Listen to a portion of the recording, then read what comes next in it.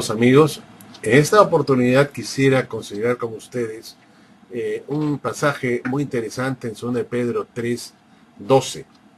Pero vamos a leerlo del versículo 10, 2 de Pedro 3, versículo 10 al 12.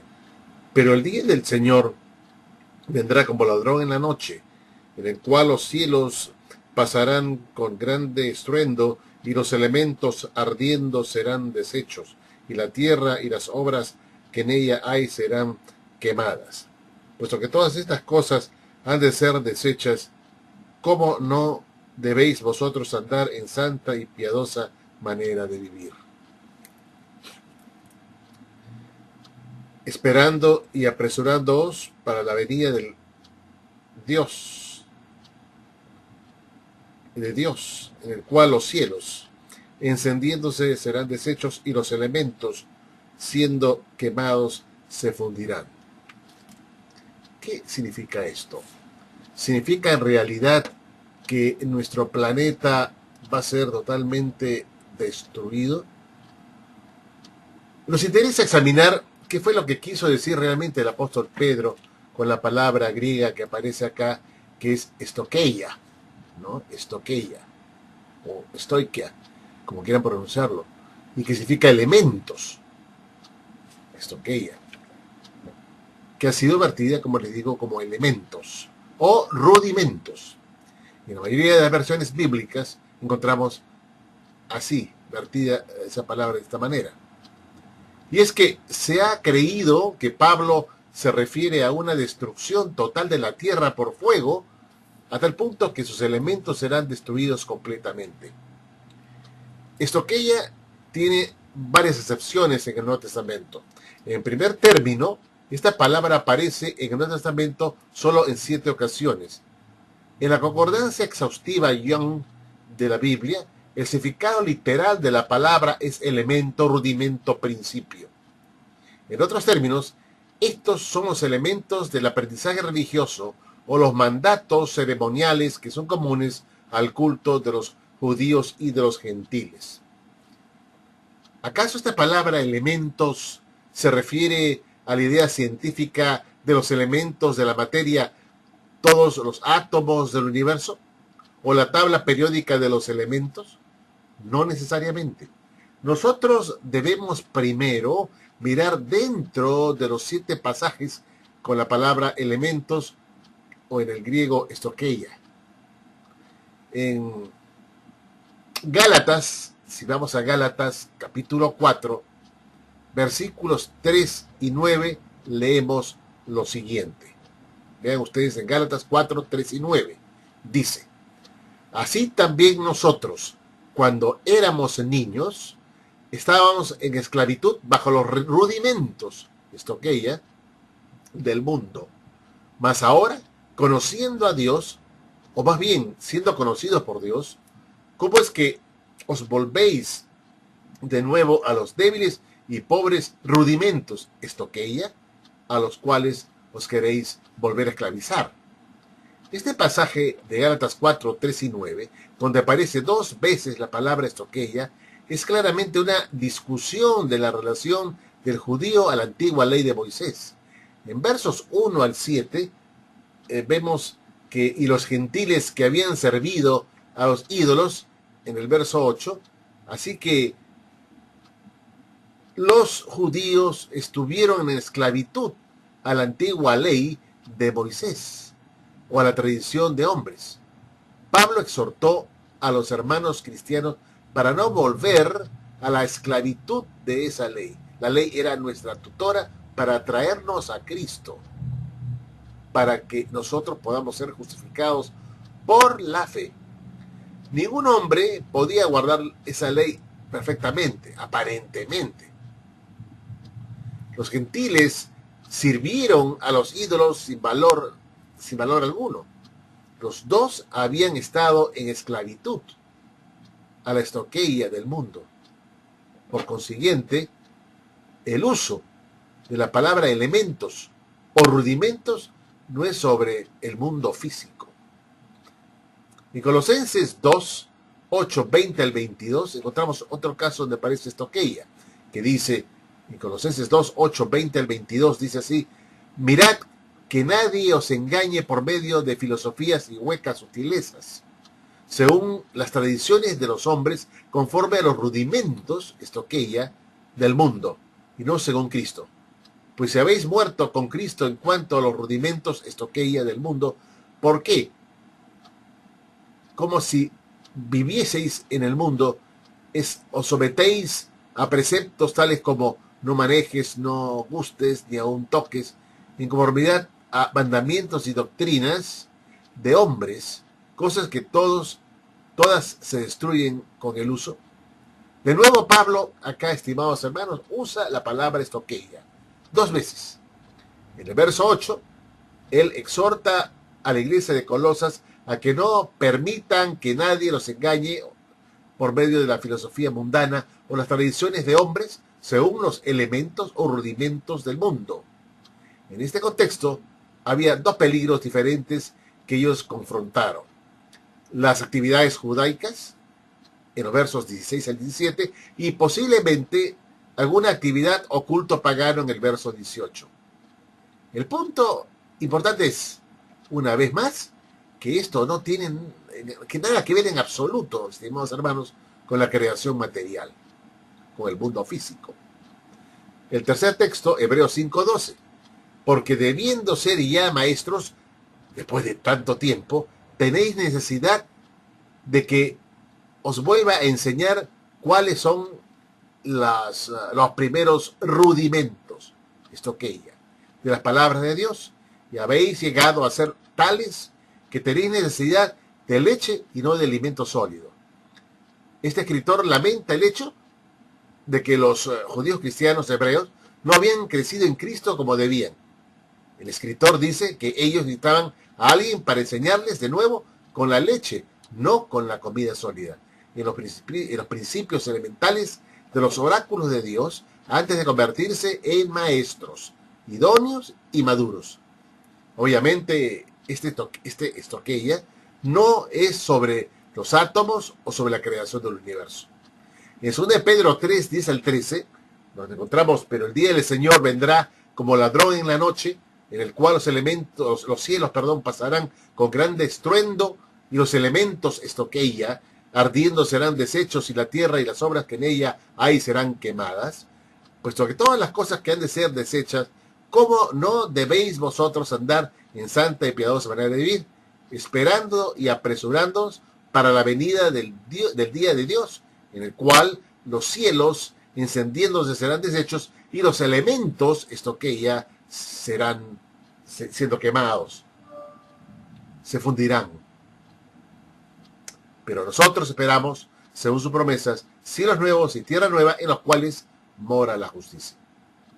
Observe, amigo, pues, que Pedro usa la palabra estoqueia, elementos, 2 veces. En ambos él dice que los elementos se destruirán o se quemarán. Hasta ahora nosotros podemos estar de acuerdo que los elementos, entre comillas, en sus otros pasajes anteriores que hemos visto, nunca se refieren al universo físico. Los elementos o rudimentos estoqueia pueden referirse, sin duda, a varias cosas. Aunque no hemos encontrado en la Biblia una aplicación para los átomos de la materia de nuestro universo, salvo aparentemente en 2 de Pedro 3, 10 al 13, si se refiere a lo material, debe entenderse a distintas cosas: la disposición ordenada de las cosas, los elementos atómicos, los fundamentos del universo físico. En lo espiritual ya hemos visto que son los preceptos religiosos, las filosofías mundanas opuestas a la doctrina de Dios, y también a las fuerzas angélicas invisibles y poderes espirituales que controlan este mundo o siglo malvado, los espíritus elementales o demonios. Los espíritus elementales, los espíritus demoníacos, como los elementos estoqueia, vemos, por ejemplo, que en el diccionario de Pablo y sus cartas tiene esto que decir sobre los elementos, como los poderes espirituales. Varios intérpretes, quizá incluso una mayoría, ha concluido que ta estoqueia tou cosmos se refiere a los poderes espirituales de alguna clase. La más temprana evidencia extrabíblica judía existente para Estoqueia, que está asociada con ambos, los espíritus y las estrellas, es muy posterior que el primer siglo, segundo y tercer siglo después de Cristo. Pero está muy bien confirmado y puede muy bien representar las creencias contemporáneas de Pablo. El Testamento de Salomón, una obra judío-cristiana, normalmente fechada en el tercer siglo después de Cristo, pero que contiene posiblemente material que data al primer siglo, testifica una creencia en los espíritus de las estrellas llamados elementos, estoqueia, elementos. 7 espíritus atados aparecen ante Salomón y revelan su identidad. Nosotros somos los estoqueia, gobernantes de este mundo de oscuridad. Nuestras estrellas en el cielo se ven pequeñas, pero nosotros somos llamados como dioses. Esto está pues en el escrito de Salomón 8, 2 al 4. Elementos, espíritus, elementales del mundo. La mayoría de los estudiosos sostienen que Pablo está refiriéndose por estoqueia a los demonios satánicos que han originado las enseñanzas falsas que el apóstol de los gentiles está refutando. Pablo los llama los principios elementales del mundo porque los herejes estaban refiriéndose a ellos como los seres espirituales que gobiernan sobre los cielos. Lejos de ser una revelación superior de Dios que les traerá liberación espiritual, Pablo da a entender irónicamente que esta enseñanza se origina de los demonios y solo les traerá, por consiguiente, la esclavitud. Entre los estudiosos que sostienen esta opinión están, pues, Boyce, Bruce, Bon, Guthrie y Carson. Se encuentra apoyo para esta interpretación de varias fuentes. De hecho, más citado por los autores anteriores es que los principios elementales es usado en la literatura extrabíblica para referirse a los espíritus estelares que también se identificaron con los cuerpos celestiales. Ambos pasajes también hacen referencia a los ángeles en alguna relación a la frase. En Gálatas 3:19, Pablo se refiere a los ángeles como los mediadores a través de los cuales Dios dio la ley.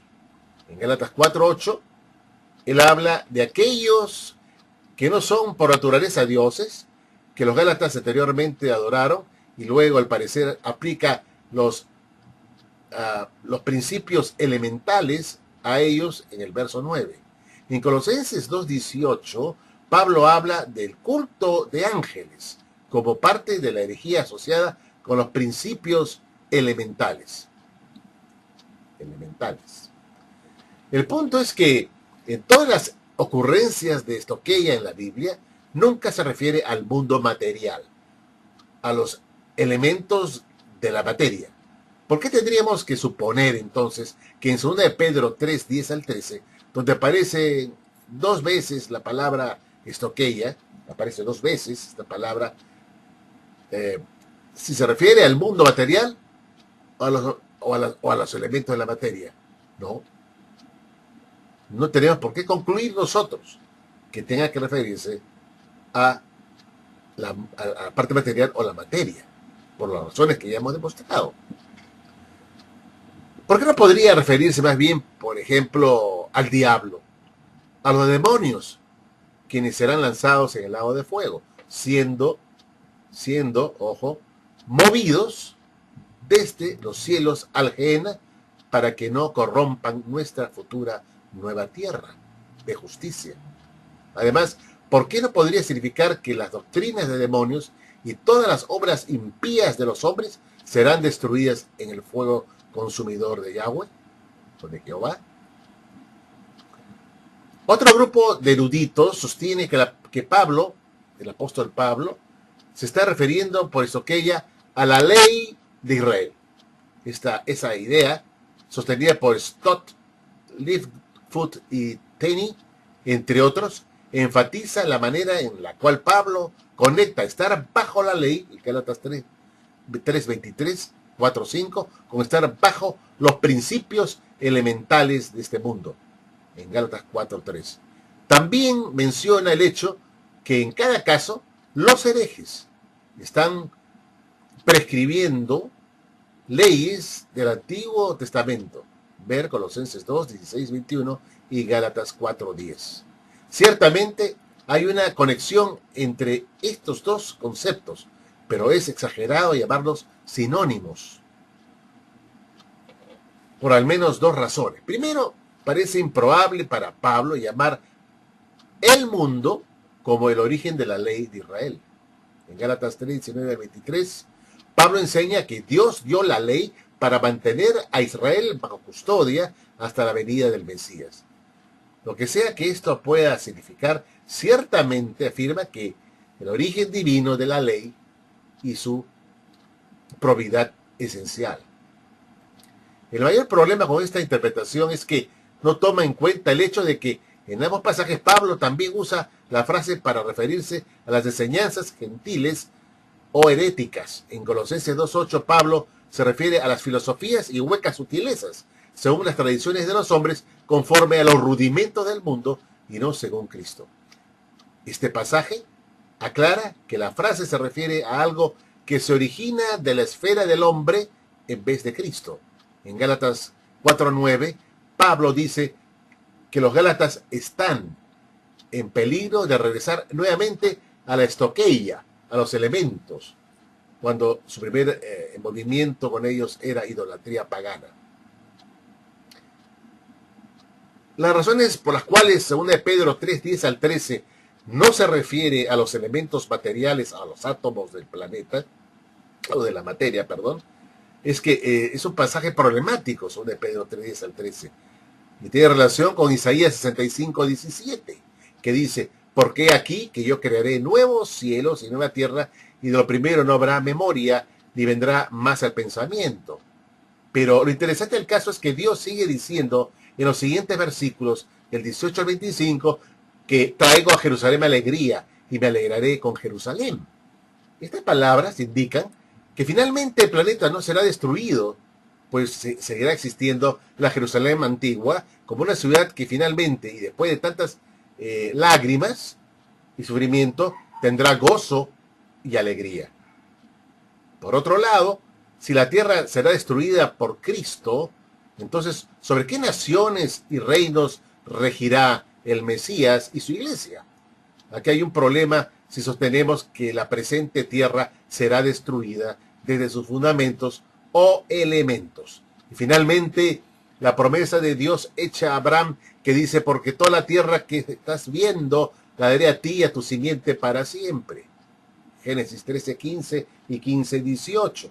Jamás podría cumplirse si admitimos por un instante que este presente planeta desaparecerá por completo.